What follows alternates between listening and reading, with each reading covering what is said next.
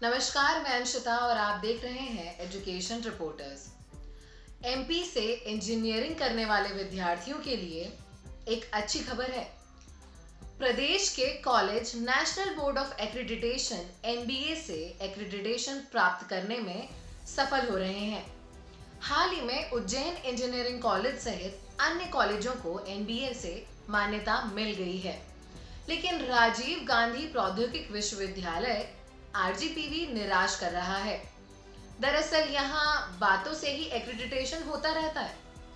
खास बात यह है कि आरजीपीवी से अच्छा प्रदर्शन इससे संबंधित सरकारी इंजीनियरिंग कॉलेज, ऑटोनॉमस इंस्टीट्यूट और कुछ प्राइवेट कॉलेज कर रहे हैं। इससे आरजीपीवी की न सिर्फ प्रदेश स्तर पर बल्कि राष्ट्रीय स्तर पर भी छवि प्रभावित हो रही है, लेकिन उस पर किसी का ध्यान नहीं। एनबीए क्या है, उसके क्या लाभ हैं और मध्य प्रदेश में किस संस्थान में कोर्स एक्रेडिटेटेड है, यह जानकारी उन स्टूडेंट्स के लिए भी सहायक सिद्ध हो सकती है जो सत्र 2021-22 में इंजीनियरिंग में प्रवेश लेना चाह रहे हैं। पहले जानते हैं एनबीए एक्रेडिटेशन क्या है। एनबीए एक्रेडिटेशन गुणवत्ता आश्वासन और सुधार की एक प्रक्रिया है जिसके द्वारा एक अप्रूव इंस्टीट्यूट में एक कोर्स प्रोग्राम का गंभीर रूप से मूल्यांकन किया जाता है ताकि यह सत्यापित किया जा सके कि इंस्टीट्यूट या कार्यक्रम समय समय पर नियामक द्वारा निर्धारित मानदंडों और मानकों को पूरा करता है या नहीं, या उससे अधिक है। यह एक प्रकार की मान्यता है जो इंगित करती है कि कोई कार्यक्रम या संस्थान कुछ मानकों को पूरा करता है। एक्रेडिटेशन क्यों जरूरी है? एनबीए एक्रेडिटेशन की प्रक्रिया का उद्देश्य कॉलेजों और विश्वविद्यालयों में अंडर ग्रेजुएशन और पोस्ट ग्रेजुएशन दोनों स्तर की तकनीकी शिक्षा में उत्कृष्टता को बढ़ावा देना और मान्यता देना है। एनबीए एक्रेडिटेशन प्रक्रिया के तहत क्वालिटी की बाहरी सत्यापन से इंस्टीट्यूट, स्टूडेंट्स और एम्प्लॉयर और व्यापक रूप से जनता लाभान्वित होती है। मध्य प्रदेश के तकनीकी शिक्षा विभाग के अंतर्गत आने वाले सिर्फ इन इंस्टीट्यूट में इंजीनियरिंग के अंडर ग्रेजुएशन यानी बीई बीटेक कोर्स एनबीए से एक्रेडिटेटेड हैं और सत्र 2021-22 में उनकी वैधता कायम है। अंडर ग्रेजुएशन कोर्स में जबलपुर इंजीनियरिंग कॉलेज में सिविल इंजीनियरिंग और इलेक्ट्रिकल इंजीनियरिंग कोर्स एक्रेडिटेड हैं। Madhav institute of technology and science Gwalior में civil engineering, electrical engineering, mechanical engineering course accreditated हैं। सम्राट अशोक टेक्नोलॉजिकल इंस्टीट्यूट विदिशा में computer science engineering, civil engineering, mechanical engineering course accredited हैं और electronics and instrumentation engineering June 2021 में status खत्म हो चुका है। Shri GS institute of technology and science Indore में electronical engineering, electronics and instrumentation engineering, mechanical engineering, electronics and telecommunication engineering course accreditated हैं। यहाँ सिविल इंजीनियरिंग कोर्स का स्टेटस खत्म हो गया है। उज्जैन इंजीनियरिंग कॉलेज में सिविल इंजीनियरिंग और मैकेनिकल इंजीनियरिंग कोर्स एक्रेडिटेटेड हैं। टायर 2 के अंतर्गत इन इंस्टीट्यूट के तहत यह कोर्स प्रोग्राम एक्रेडिटेड हैं। Laxmi Narayan college of technology Bhopal में computer science and engineering, electrical and electronical engineering, electronics and communication engineering और मैकेनिकल इंजीनियरिंग कोर्स एक्रेडिटेटेड हैं। Oriental institute of science and technology Bhopal में civil engineering, computer science and engineering, electronics and communication engineering, mechanical engineering, electrical and electronics engineering course accredited हैं। Sagar institute of research and technology Bhopal में electrical and communication engineering, mechanical engineering course accredited हैं।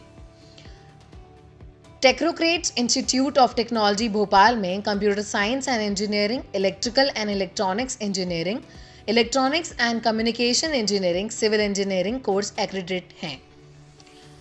IPS academy institute of engineering and science Indore में fire technology and safety, mechanical engineering, civil engineering और computer science and engineering course accredited हैं। Acropolis institute of technology and research Indore में computer science engineering, electronics and communication engineering और mechanical engineering course accredited हैं। Gyan Ganga institute of technology and science Jabalpur में electronic engineering और mechanical engineering course accredited हैं। Prestige institute of emerging management and research Indore electronics and communication engineering और computer science and engineering course accredited हैं। आपने देखा होगा कि इन नामों में आरजीपीवी पूरी तरह से गायब है, जबकि आरजीपीवी के भोपाल स्थित मुख्य कैंपस, जिसमें कुलपति, रजिस्ट्रार समेत अकादमिक और प्रशासनिक अमला बैठता है, उनकी नज़रों के सामने संचालित यूनिवर्सिटी इंस्टीट्यूट ऑफ टेक्नोलॉजी को प्रदेश के अन्य कॉलेज अकादमिक रूप से लगातार पछाड़ते जा रहे हैं। लेकिन यह अकादमिक क्षेत्र को छोड़ अन्य मामलों में कीर्तिमान स्थापित करने में लगा है। यहाँ पिछले सालों में करोड़ों की खरीदारी हुई, करोड़ों रुपए का निर्माण कार्य हुआ। इसमें लगातार आर्थिक अनियमितताएं हो रही हैं। उसको छिपाने सेमिनार, वेबिनार और MOU कर वाहवाही लूटी जा रही है, लेकिन उनके आउटकम पर कोई बात नहीं। आरजीपीवी एक ऑटोनॉमस यूनिवर्सिटी है। इसे अकादमिक, प्रशासनिक के साथ साथ फाइनेंशियल ऑटोनॉमी भी प्राप्त है।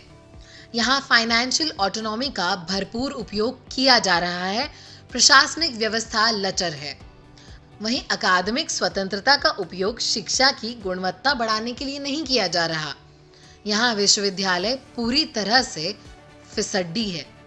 ऐसे आरजीपीवी के अकादमिक परफॉर्मेंस को देखकर यह सवाल उठ रहा है कि क्या आरजीपीवी के पास खरीदारी और निर्माण के अलावा अन्य कोई महत्वपूर्ण कार्य है ही नहीं? अकादमिक गतिविधियों और रिसर्च वर्क पर ध्यान कौन देगा?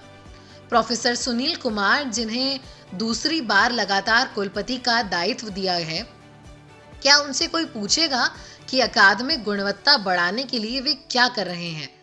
उनके पिछले 4 साल के कार्यकाल में वह UIT के एक भी कोर्स को एग्रीगेट नहीं करा सके, तो भी उन्हें दूसरा कार्यकाल कैसे मिल गया? उनके रहते AIRF रैंकिंग में भी लगातार फिसड्डी साबित हो रहा है। UIT के पूर्व डायरेक्टर प्रोफेसर RS राजपूत, जिनके समय में यह अकादमिक उपलब्धि नहीं मिली थी, उन्हें रजिस्ट्रार बना दिया गया। यह वही विश्वविद्यालय है जिसने राजभाषा दिवस, जिसे राष्ट्रीय हिंदी दिवस के रूप में मनाया जाता है, उसे अंतर्राष्ट्रीय दिवस के रूप में मना लिया। जिसे यह तक ज्ञान नहीं है, उनसे आखिर उम्मीद क्या की जाए? अब यह सवाल भी उठ रहा है कि क्या आरजीपीवी पर राज्य सरकार और राजभवन का भी ध्यान नहीं है, जबकि यह प्रदेश का एकमात्र प्रौद्योगिकी विश्वविद्यालय है। यह संबंधित कॉलेजों से अकादमिक रूप से पिछड़ता जा रहा है। ऐसे में अब जरूरत है कि इस विश्वविद्यालय का फाइनेंशियल सहित अकादमिक ऑडिट भी राज्य सरकार द्वारा किया जाना चाहिए।